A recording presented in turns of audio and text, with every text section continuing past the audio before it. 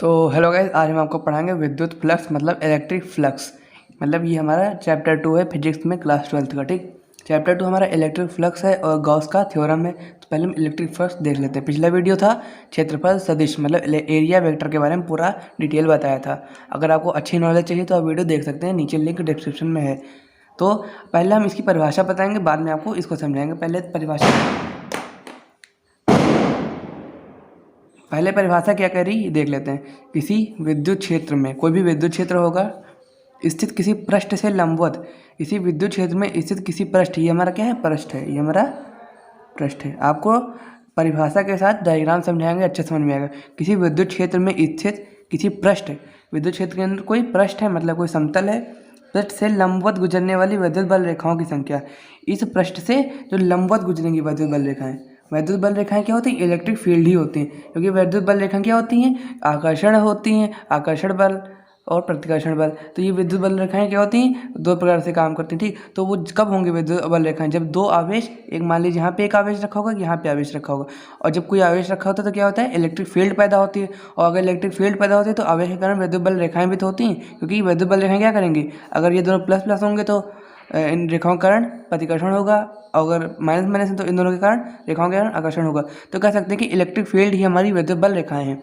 तो वही चीज़ है, किसी विद्युत क्षेत्र में स्थित किसी पृष्ठ से लंबवत गुजरने वाली विद्युत बल रेखाओं की संख्या को उस पृष्ठ से बद्ध विद्युत फ्लक्स कहते हैं। अब बद्ध का मतलब क्या होता है, बद्ध का मतलब होता है निकलने वाला या गुजरने वाला। तो कह सकते हैं बल रेखाओं की संख्या को उस पृष्ठ से निकलने वाली विद्युत फ्लक्स कहते हैं, यहाँ पे निकलने वाला विद्युत फ्लक्स कहते हैं। ठीक, तो आप इतना याद रखिएगा, कोई भी अगर इलेक्ट्रिक फील्ड के अंदर कोई समतल रखा है, अगर उससे लंबवत कोई भी विद्युत बल रेखाएं गुजर रही हैं तो वो हमारी क्या होंगी, लंबवत गुजरने, क्या होंगे, मेन बात है लंबवत गुजरने वाली विद्युत बल रेखाओं की संख्या को हम कहते हैं इलेक्ट्रिक फ्लक्स। बस क्या है, लंबवत गुजरे, थीटा कोण पे ना हो। मान लीजिए अभी आपको बता दे रहे हैं, ये हमारा मान लीजिए इलेक्ट्रिक फील्ड में पूरा पृष्ठ, ठीक, ये लंबवत गुजरे, ऐसे ऐसे जितने भी विद्युत बल रेखाएं ऐसे सीधे लंबवत जितने भी निकलेंगी हर जगह से, वो हमारी विद्युत बल रेखाएं होंगी। और उन्हीं लंबवत गुजरने वाली विद्युत बल रेखाओं की संख्या को क्या कहते हैं, विद्युत फ्लक्स कहते हैं। लेकिन अगर थीटा कोण पे ऐसे निकल रही हैं, थीटा कोण पे निकल रही विद्युत बल रेखाएं, तो ये हमारी विद्युत फ्लक्स नहीं होगी, क्योंकि यहाँ पे लंबवत नहीं गुजर रही विद्युत बल रेखाएं। ठीक, तो इसीलिए हम कह सकते हैं जैसे ऐसे कब गुजरेंगी, जब एक, आपको अगर डायग्राम बना के दिखाएं, हमने कहा कि अगर मान लीजिए हमारा ऐसे रखा हो, पृष्ठ हमारा ऐसे रखा हो, और हमारा आवेश कैसे होगा, माफ़ कीजिएगा, ऐसे बता दे रहे हैं, पृष्ठ ऐसे रखा होगा। ठीक, अगर आवेश यहाँ पे होगा प्लस क्यू और यहाँ होगा माइनस क्यू, तो हमारी विद्युत बल रेखाएं ऐसे ही तो गुजरेंगे, तो थीटा कोण हो जाएगा। और थीटा कोण पे विद्युत बल रेखाएं क्या होनी चाहिए, इलेक्ट्रिक फील्ड के अंदर, ये भी यहाँ पे भी इलेक्ट्रिक फील्ड ही बनेगा। ठीक, इलेक्ट्रिक फील्ड ही बनेगा। ठीक, लेकिन इलेक्ट्रिक फील्ड क्या है, जो समतल है, समतल के जस्ट लंबवत होनी चाहिए हमारी विद्युत बल रेखाएं। यहाँ पे थीटा कोण पे विद्युत बल रेखाएं अगर होंगी तो हम इलेक्ट्रिक फ्लक्स नहीं कहेंगे, बस केवल लंबवत होना चाहिए। हम उम्मीद करते हैं आपको समझ में आ गया होगा। अब फॉर्मूला देख लेते हैं विद्युत बल रेखाओं का। फॉर्मूला मतलब विद्युत फ्लक्स, तो फाई ई से डिनोट करते हैं। फाई का मतलब होता है फ्लक्स, और ई क्यों लिखते हैं, ई का मतलब होता है इलेक्ट्रिक, तो फ्लक्स मतलब ई मतलब इलेक्ट्रिक होता है। अगर मान लीजिए यहाँ पे केवल फाई लिखते हैं तो कोई भी हमारा फ्लक्स होता है, जैसे कि मैग्नेटिक फ्लक्स भी होता है, ये इलेक्ट्रिक फ्लक्स होता है, तो हम इसीलिए फाई के बाद ई लिखा जाता है, क्योंकि हमको दर्शाता है कि ये इलेक्ट्रिक फ्लक्स है, मतलब विद्युत फ्लक्स है। इसका सूत्र क्षेत्रफल होता है। क्यों क्षेत्रफल होगा, क्योंकि वो हमारा एरिया वेक्टर भी डिनोट करना चाहेगा। क्योंकि यहाँ पे अगर हम लंबवत गुजरने वाली विद्युत बल रेखाओं की संख्या का अगर कहें तो वो किसी क्षेत्रफल से लंबवत गुजरेंगे ना, समतल के किसी क्षेत्रफल से, पृष्ठ के किसी एकांक क्षेत्रफल से लंबवत गुजरेंगी। तो यहाँ पे एन जो कैप है, एन कैप के हर क्षेत्रफल सदिश है, क्योंकि यहाँ पे क्षेत्रफल सदिश लेंगे, क्योंकि लंबवत गुजरेगा ना, क्योंकि क्षेत्रफल सदिश क्या होता है, लंबवत ही तो होता है, किसी पृष्ठ से लंबवत ही तो तीर खींचा होता है क्षेत्रफल सदिश का, हमने पिछली वीडियो में बताया। तो यहाँ पे क्षेत्रफल सदिश लेंगे। अभी आपको बताएंगे इसका मतलब क्या है। क्षेत्रफल गुणे एकांक क्षेत्रफल से लंबवत गुजरने वाली विद्युत बल रेखाओं की संख्या, क्षेत्रफल गुणे एकांक क्षेत्रफल मतलब इसी क्षेत्रफल से लंबवत गुजरने वाली विद्युत बल रेखाओं की संख्या को हम कहते हैं। ठीक, अब आपको फॉर्मूला बता देते हैं कैसे, तो आप इसको करते हैं फाई ई से डिनोट। ठीक, और हमारा क्षेत्रफल यहाँ पे क्या हो जाएगा, ए, क्षेत्रफल हमारा यही क्षेत्रफल सदिश पूरा हो जाएगा। ठीक, वही ए, तो ए और क्षेत्रफल सदिश को हम ऐसे वेक्टर से भी डिनोट कर सकते हैं। यहाँ पे ए की जगह पे हम एस भी लिख सकते थे, एस वेक्टर। ठीक, तो ए एरिया ज़्यादा अच्छे समझ में आता है, ये एरिया वेक्टर ही है, मतलब ए इंटू यहाँ पे डॉट प्रोडक्ट लगेगा, क्योंकि यहाँ पे हमारी जो विद्युत फ्लक्स है हमारी अदिश राशि है। ठीक, ये हमारा डॉट प्रोडक्ट लग जाएगा, ए इंटू ई हो जाएगा, है ना, क्या लिखा है, वैद्युत बल रेखाओं की संख्या।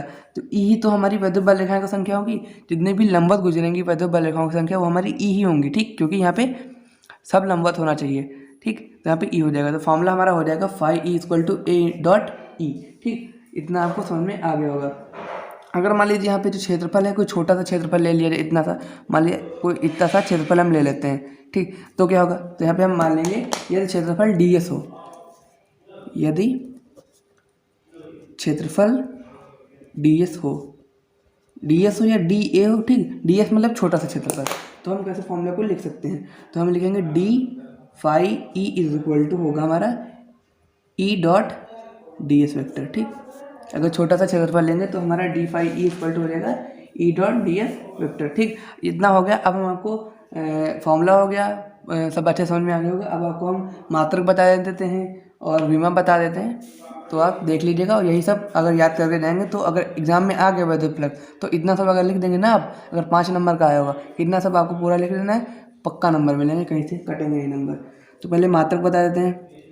मात्रक, इसका मात्रक क्या होगा, तो मात्रक कैसे निकालेंगे इसके लिए हमको पता है कि इसका फॉर्मूला क्या है, ए डॉट ई फॉर्मूला होता है इसका वैद्युत फ्लक्स का। इसी को तो मात्रक निकालें तो ए हमारा होता है एरिया का होता है मीटर स्क्वायर होता है एरिया का, मीटर स्क्वायर इंटू ई मतलब इलेक्ट्रिक फील्ड का होता है न्यूटन पर कूलाम होता है हमारा इलेक्ट्रिक फील्ड का मात्रक, ठीक। अब इसको अगर हम लिखना चाहें तो कैसे लिखेंगे, तो हमारा डी फाई ई का मात्रक क्या हो जाएगा, डी फाई ई